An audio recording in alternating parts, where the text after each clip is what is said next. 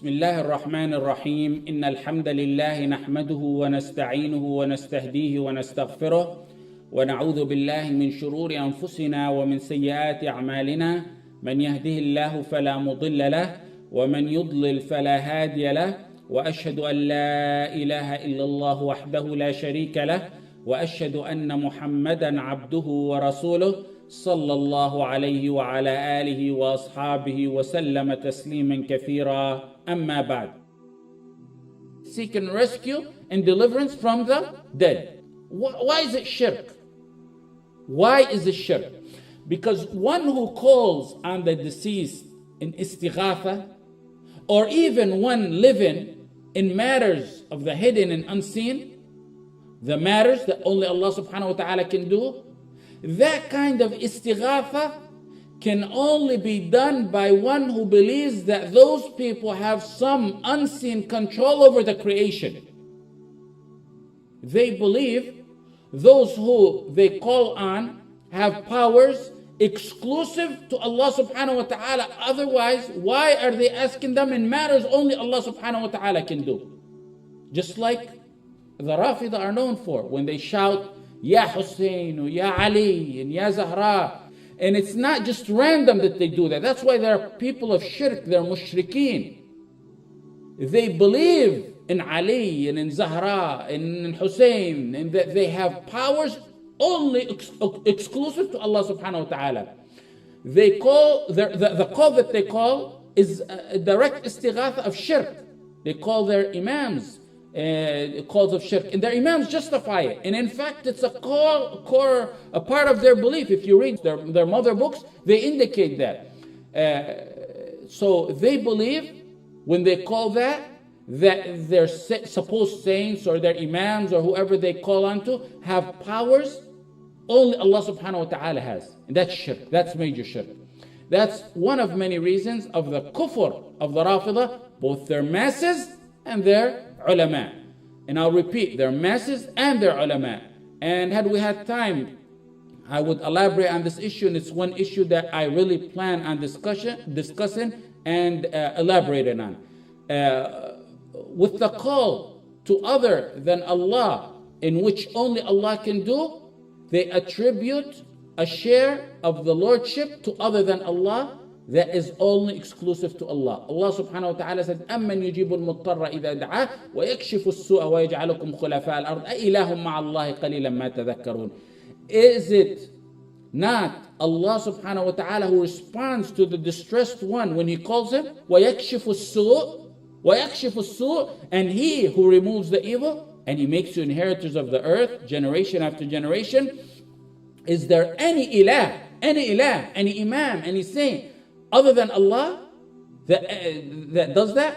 Little do you remember. قَلِيلًا مَا تَذَكَّرُونَ. Al-Sha'bi rahimahullah, in authentic chain to him, in Kitab al-Sunnah said, Rāfiḍah, had they been of the species of birds, they would have been rukhma. They would have been rukhma. If they were the species of cattle, they would have been donkeys. He said, لو كانت الشيعة من الطير لكانت رخمة ولو كانت من البهائم لكانت حمرة. When Ibn Taymiyyah, who came after Al-Sha'bi, commented on this in his 4th volume of Al-Fatawa, Al-Sha'bi knew them all too. He said Al-Sha'bi knew them all too well. Ibn Taymiyyah said Al-Sha'bi knew them all too well. Al-Sha'bi compared them to a bird called rukhm.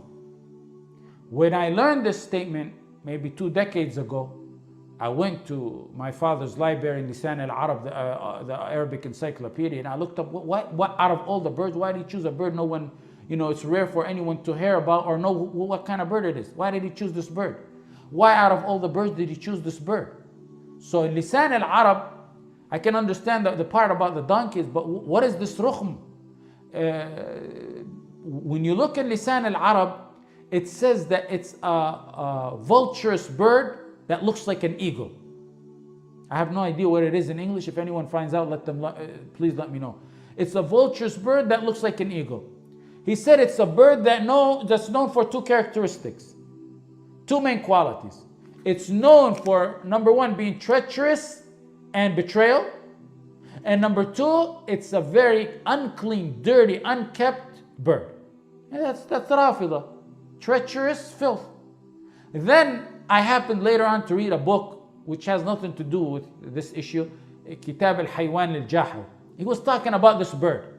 And when he was talking about this bird, he said it's consensus that this bird is the meanest, most evil transgressor of all birds. This is on the bird part.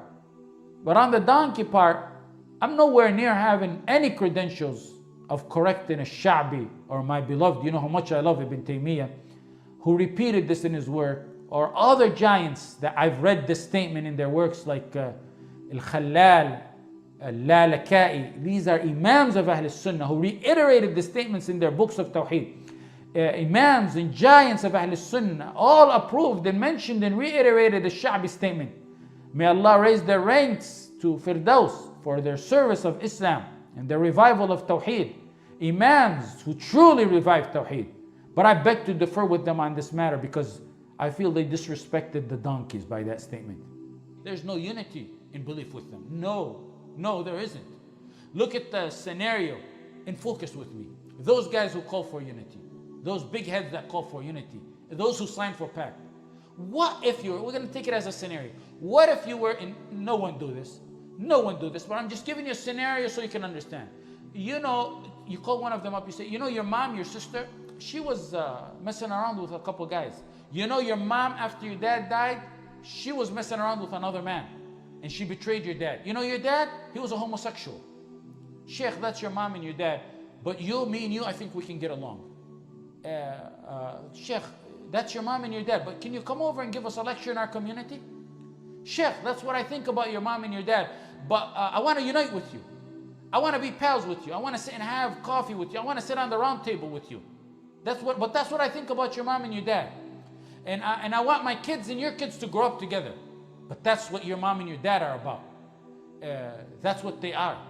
What do you think the answer of him will be? These are people, those pro-unity people, once they smell someone talking about them, they warn about them and they tell their congregation and their students and the smell of it. Imagine if that's said to them. That's what the Rāfiḍah, what I just said, that's what the Rāfiḍah say about my mom and your mom Aisha. That's what they say about my dad and your dad Umar radiallahu anhu wa an Aisha. When you say you're a Rāfiḍi, that means you adopt their belief. Like when I say I'm Sunni, I believe in the books of Ahl Sunnah wal Jama'ah. When you say you're a Rāfiḍi, you believe in their reference books. We didn't get this out of our pockets. That's in your reference books that's been praised by your heads. If one of them pops up using tuqya, says he doesn't believe it, well, that's tuqya. If he says I don't really believe in it, then we'll tell him, come here, buddy, you got an identity crisis. If you don't believe in what's in your reference books, that means you got to go to therapy, get your title changed. You got to get that title changed because a Rāfiḍah believes in the books of the Rāfiḍah. That's why you're called Rāfiḍah. Christian believes in the Bible. These are people, for decades they've been calling us people of fitan because we've been telling them what the Rāfiḍah are. How dare you guys call me and my father before me? May Allah protect him and grant him a long life full of deeds. You guys cause fitna. What you see in Syria, what you see in Iraq, what you see in Iran. There are people who've been for decades dealing by emotions while we deal by aqeedah. Qardawi, who are you guys to talk about it when Qardawi said for decades they're the Muslims and they're our brothers and their imam is a great imam, and Qardawi said it a month and a half ago. After 3 decades or so, and what happened in Syria a month and a half ago, Al-Qardawi stood up and said what I said about the Rāfiḍah, the other shuyukh, meaning the other people like us, he said they were right. They had more foresight and I was wrong. جزاكم الله خير وصلى الله على سيدنا محمد وعلى آله وصحبه وسلم.